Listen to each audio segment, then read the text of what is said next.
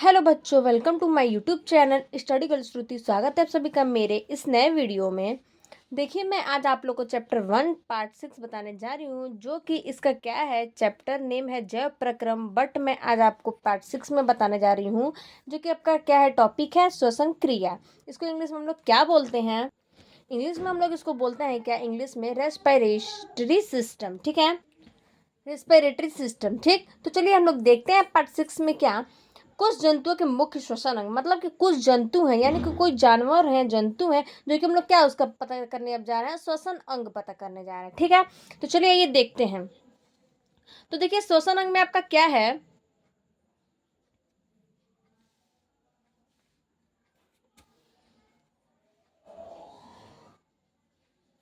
देखिए पहला क्या है, फेफड़ा। फेफड़ा मतलब क्या है, देखिए तो किसमें फेफड़ा होता है ये देखते हैं। ठीक है, मनुष्य में होता है, मेढक में होता है, पक्षी में, छिपकली में और पशु में क्या होता है, फेफड़ा होता है। ठीक है, त्वचा किस में होता है, मेढक व कछुआ। ठीक है, केचुआ, केचुए में। क्लोम किस में होता है, मेढक का लार्वा और मछली, मतलब जो मेढक का लार्वा होता है उसमें क्लोम होता है और मछली में होता है। ठीक है, श्वास नल क्या है, कीट, यानी कि श्वास नल किसमें, श्वसन अंग के जो श्वास नल है उसमें क्या होता है, कीट में होता है। ठीक है, और भी सामान्य शरीर की सतह, यानी कि जो भी और भी सामान्य की जो सतह है वो किसमें होते हैं। ठीक, तो चलिए देखिए,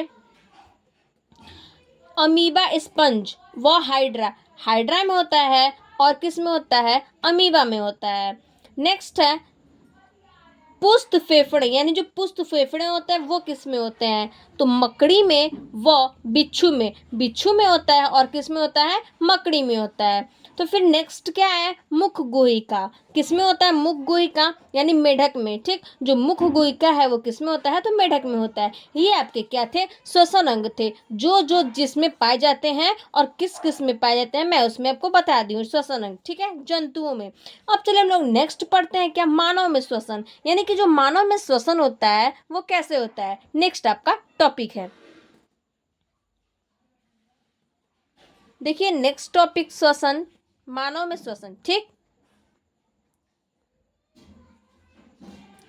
चलिए ये देखते हैं।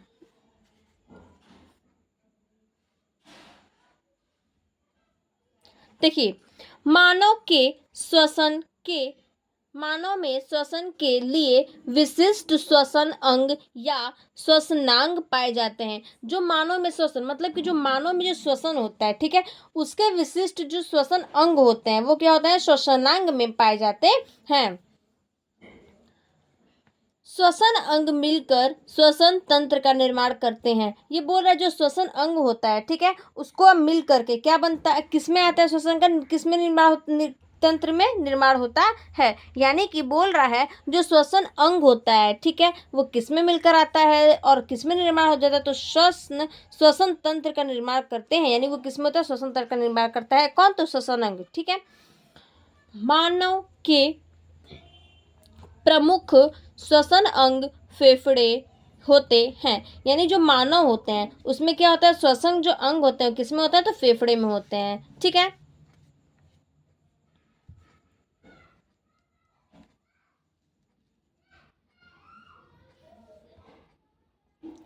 जो वक्ष गुहा में कशेरु दंड तथा पसलियों द्वारा बने एक अस्थि पिंजरे से घिरी रहती है।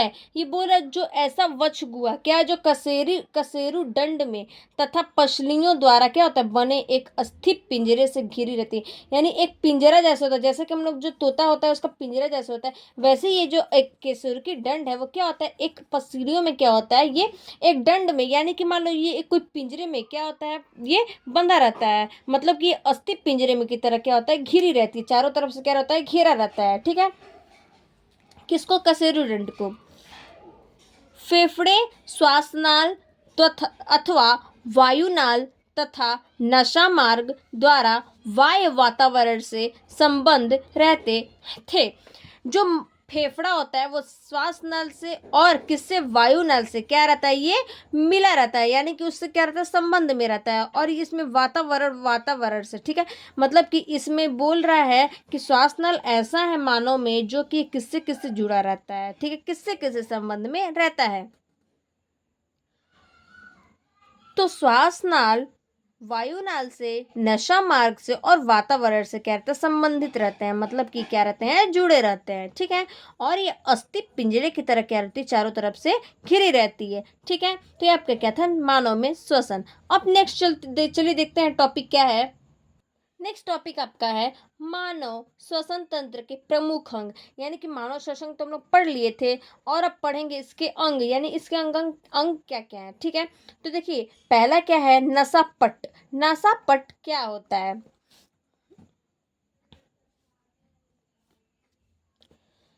श्वसन अंगों का प्रथम भाग नासिका कहलाता है। जो श्वसन अंग होता है, जो उसका पहला भाग होता है, उसको हम लोग क्या बोलते हैं, नासिका कहते हैं। यह दो बाह्य नसा छिद्रों के द्वारा बाहर खुलता है, यानी ये जो बाह्य नसा होता है उसी में क्या होता है, ये छिद्र के द्वारा, यानी कि क्या होता है, बाहर खुला रहता है, यानी कि थोड़ा सा उसमें क्या रहता है, होल रहता है।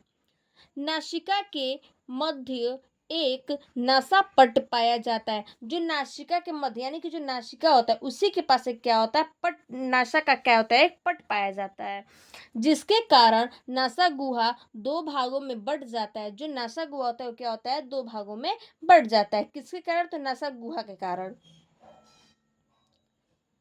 इसके अंतर नासा पट कहते हैं, इसे हम लोग क्या कहते हैं, इसी के अंतर, यानी कि इसी को हम लोग क्या कहते हैं, नासा पट कहते हैं।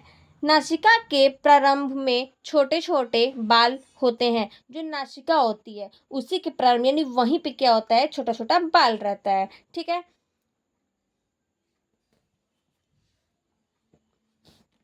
जो धूल आदि के कणों को वायु के साथ अंदर जाने से रोकते हैं, यानी बोल रहा है जो छोटे छोटे बाल रहते हैं वो क्या होता है, धूल जो होता है, जो वायु होता है, और जो मतलब जितने भी जो सब धूल कंकड़ को, जो मतलब जैसे धूल हुआ, वायु हुआ, या फिर जो भी होता है उसको क्या करता है, बाल की वजह से वो क्या करता है, जाने से रोकता है, किसमें, तो नासापट में, ठीक है। तो नासापट यही बोल रहा था कि जो श्वसन प्रथम भाग होता है, ठीक है, किसका, नासिका का, जिसको हम लोग क्या बोलते हैं, नासिका बोलते हैं, और ये दो भागों में बांटा गया है, ठीक, और ये छिद्रों के द्वारा बाहर खुलता है, ठीक है। और फिर उसके बाद ये बोल रहा है कि जिसके कारण क्या होता है, नसा गुहा में बांटा जाता है, ठीक, और इसके अंतर्गत क्या होता है, इसके और इसके पे छोटे छोटे क्या होते हैं, बाल होते हैं, जो क्या करते हैं, वो धूल को वायु से क्या करते हैं, अंदर जाने से रोकते हैं, ठीक। तो ये आपका क्या था, नसा पट का टॉपिक था। अब नेक्स्ट है नसा मार्ग, दूसरा नसा मार्ग है। तो नसा मार्ग क्या है, चलिए देखते हैं।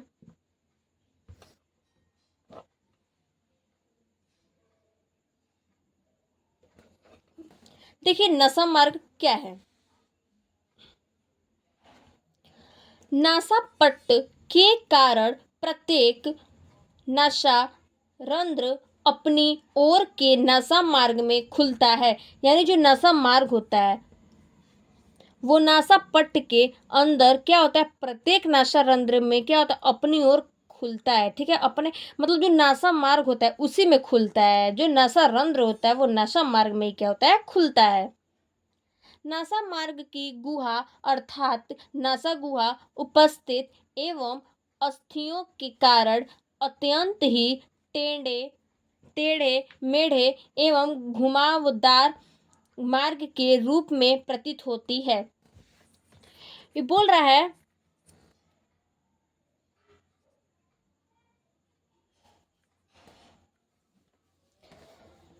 ये आपको बोल रहा है कि जो नशा मार्ग होता है, ठीक है, वो नशा गुहा में क्या होता है, उपस्थित रहता है, यानी कि वहीं उसी में क्या रहता है, उपस्थित रहता है, नशा गुहा में उपस्थित रहता है, यानी रहता है।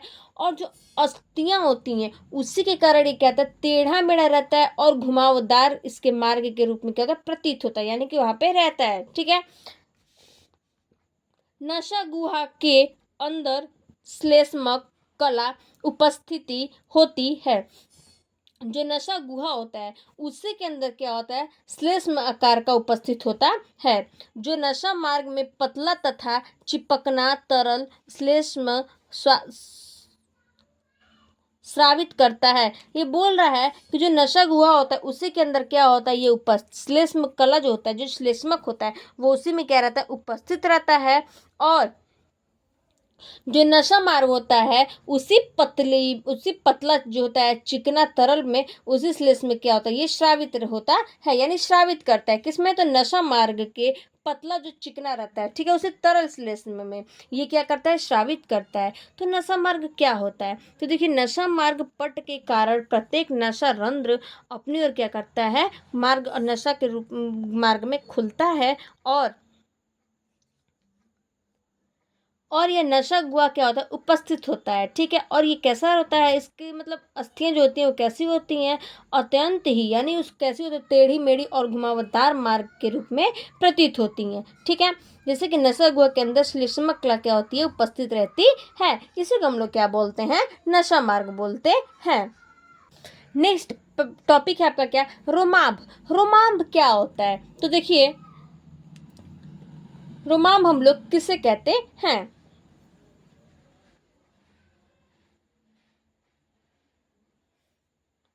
श्लेष्म कला पर असंख्य बाल जैसे अत्यंत महीन रोमांभ होते हैं। जो श्लेष्म कला होता है उसी के ऊपर क्या रहता है, बाल होते हैं, जो कि कैसे होते हैं, महीन होते हैं। ये श्लेष्म या एक कफ को भीतर की ओर ग्रसनीय में या बाहर की ओर नाक में लगातार भेजते रहते हैं। ये बोल रहा है कि जो श्लेष्म या एक यानी जो श्लेष्म है वो क्या होता है, उसी कफ को क्या करता है, भीतर की ओर ग्रसनी के कारण क्या करता है, बाहर की ओर निकालता है, और क्या करता है, नाक से बाहर क्या करता है, भेजता रहता है।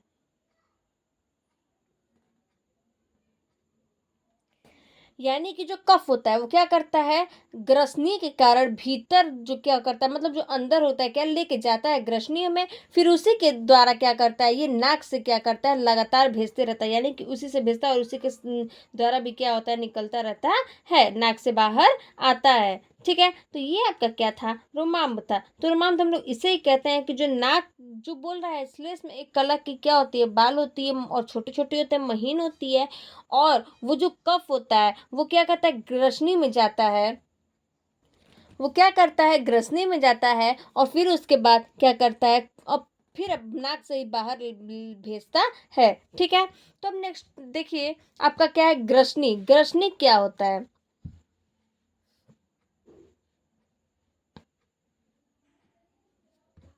ग्रसनी नसा मार्ग ग्रसनी में खुलता है। जो नसा मार्ग होता है वो किस में खुलता है, ग्रसनी में खुलता है, यानी जो नशा मार्ग होता है वो ग्रसनी में खुलता है, ठीक है। ग्रसनी का अग्रभाग नशा ग्रसनी कहलाती है। जो अग्रभाग होता है ग्रसनी का वो किसमें खुलती है, वो किसको हम लोग क्या बोलते हैं, तो नशा ग्रसनी कहते हैं, ठीक है।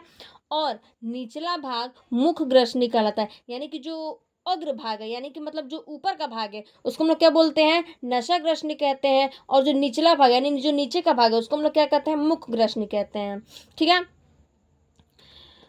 तथा पिछला भाग केड ग्रसनी कहलाता है। जो पीछे वाला भाग होता है उसको हम लोग क्या बोलते हैं, केड ग्रसनी कहते हैं।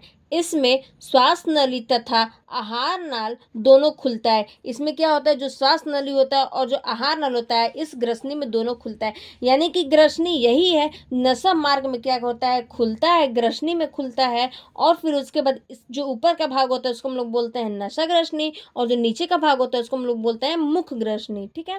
फिर उसके बाद जो पिछला वाला भाग होता है उसको हम लोग क्या बोलते हैं, केड ग्रसनी। और इसमें क्या होता है, श्वास नाल में और आहार नाल में क्या होता है, दोनों में ये खुलता है, कौन, तो ग्रसनी, ठीक है। अब नेक्स्ट है क्या, वायुनाल। वायुनाल क्या है,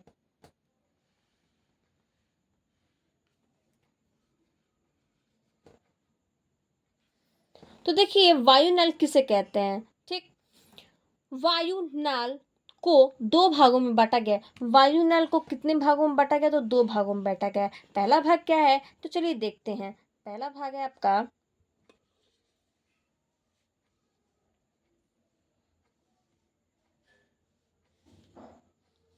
पहला भाग है स्वर यंत्र या कंठ द्वार, यानी कि दो भागों में वायुनल को भागा बांटा गया है, जो कि पहला क्या है, स्वर यंत्र या कंठ द्वार। ठीक है, तो चलिए देखते हैं।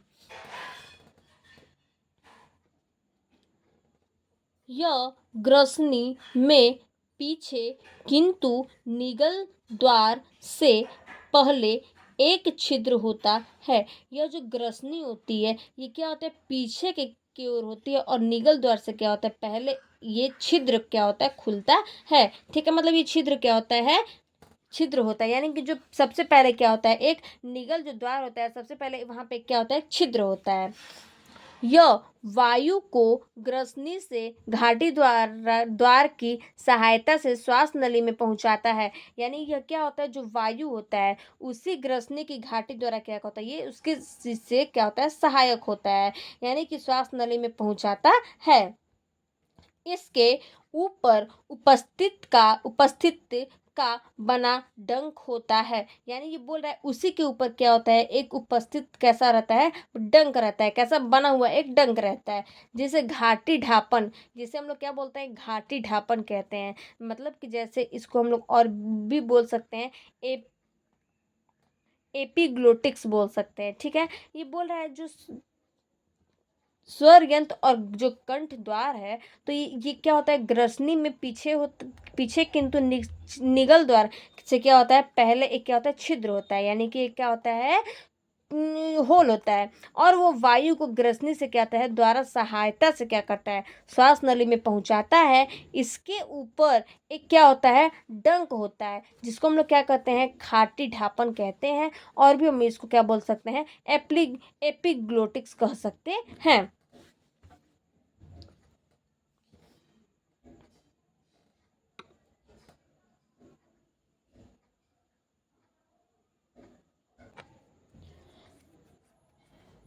जो भोजन को निकलते समय घाटी द्वार को बंद कर देता है, यानी जब भोजन हम लोग का जो निकलता है वो क्या करता है, हुए जो द्वार, यानी जो घाटी का द्वार होता है वहां से क्या करता है, वो बंद कर देता है। ठीक है, अब नेक्स्ट है आपका क्या हेडिंग, श्वास नल। आखिर श्वास नल क्या होता है, ये सेकंड आपका दूसरा है। ठीक है, उसको दो पार्ट में बांटा गया, तो पहला पार्ट बता दिए, दूसरा पार्ट है श्वास नल। श्वास नल क्या होता है, देखिए,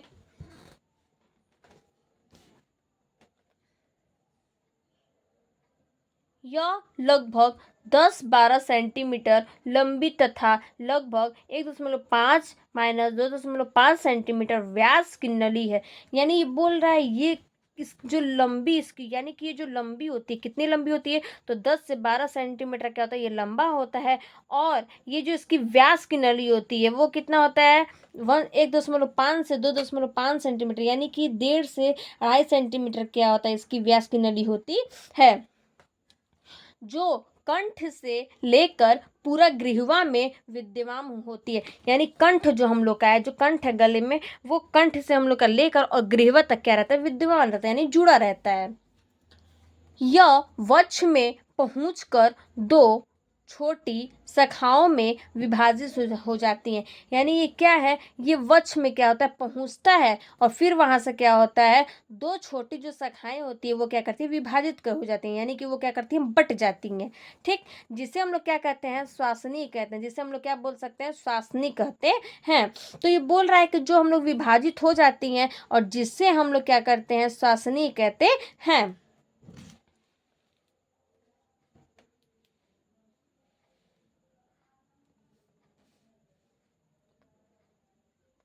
प्रत्येक श्वासनी अपनी ओर के फेफड़े में प्रवेश कर जाते हैं। यानी जो ये श्वासनी होती है क्या करती है, फेफड़े में क्या करता है, प्रवेश हो जाता है, यानी अपने आप क्या करता है, पहुंच जाता है, जहां पहुंचकर यह अनेक शाखाओं तथा अपशाखाओं में विभाजित होकर अंततः वायु कोष्ठकों या वायु कोशों में प्रवेश कर समाप्त हो जाती है।